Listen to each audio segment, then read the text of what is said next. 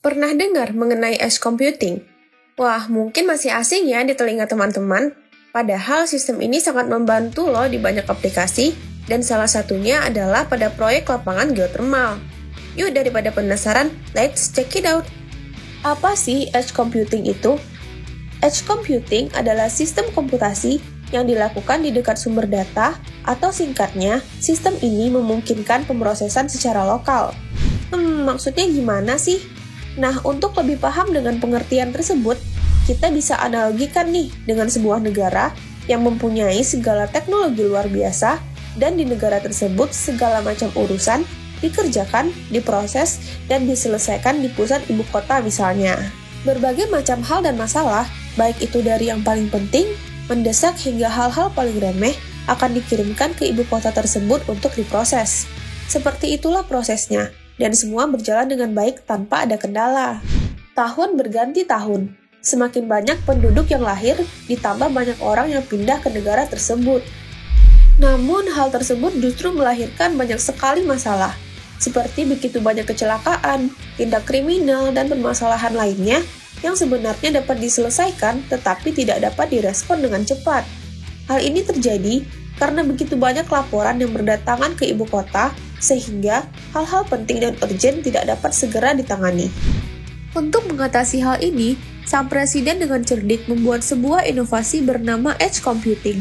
Inovasi ini membuat segala macam urusan tidak semua diproses di ibu kota, tetapi di tiap-tiap kota terlebih dahulu, atau dengan kata lain diproses dekat dengan sumber dari urusan tersebut.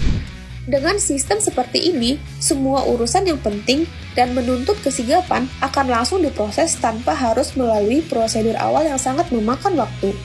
Nah, udah paham kan jiwaku konsep dari edge computing ini? Dalam kehidupan sehari-hari, sistem ini sangat membantu perkembangan teknologi karena memiliki beberapa kelebihan. Yang pertama, seperti analogi tadi, edge computing mampu memberikan proses yang cepat tanpa mengirimkan data ke pusat, sehingga kita dapat cepat melakukan mitigasi jika ada masalah. Dan yang kedua, proses ini dapat memungkinkan pemrosesan data dengan koneksi internet yang limited dan mengurangi bandwidth ke server.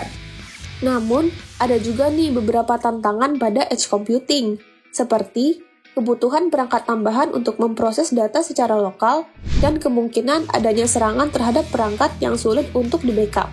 Pada implementasinya, sistem edge computing ini dapat diterapkan pada dunia nyata, dan dilakukan pada sektor yang membutuhkan perhatian dan respon yang cepat, kemudian ditempatkan sedekat mungkin dengan sumber data. Contoh yang pertama adalah sensor pada mobil self-driving harus memproses data dengan cepat tanpa mengirimnya ke server terlebih dahulu agar terhindar dari kecelakaan. Contoh yang kedua adalah kamera keamanan di program hanya akan merekam dan merespon gerakan-gerakan yang mencurigakan sehingga hanya mengirim database video-video yang penting dan sekaligus meminimalisir beban pada server. Contoh yang ketiga adalah early warning system pada lapangan energi akan langsung merespon bila terjadi anomali dalam pembacaan sensor pada pembangkit listrik dan melakukan pencegahan tanpa harus mengirim datanya pada server. Hal ini sangat diperlukan karena ledakan dapat terjadi sepersekian detik dari deteksi anomali. Nah, kesimpulannya, edge computing adalah sistem komputasi yang dilakukan pada atau di dekat sumber data dan memiliki peruntukannya tersendiri. Tentunya, proses ini juga akan sangat membantu perkembangan teknologi apabila jika dibarengi integrasi dengan cloud computing system loh. Seperti itulah beberapa contoh nyata dari implementasi edge computing. Apakah jiwaku memiliki contoh lainnya? Yuk coba ketikkan di kolom komentar. Nah, setelah jiwaku tadi telah berkenalan dengan apa itu edge computing, kita juga berdiskusi tentang bagaimana edge computing ini dapat menyelesaikan banyak sekali permasalahan yang membutuhkan respon yang cepat.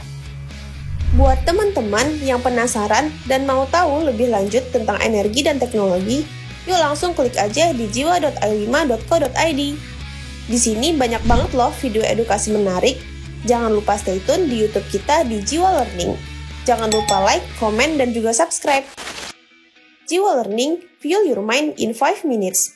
Ikuti terus update dari i5 di website dan sosial media kita.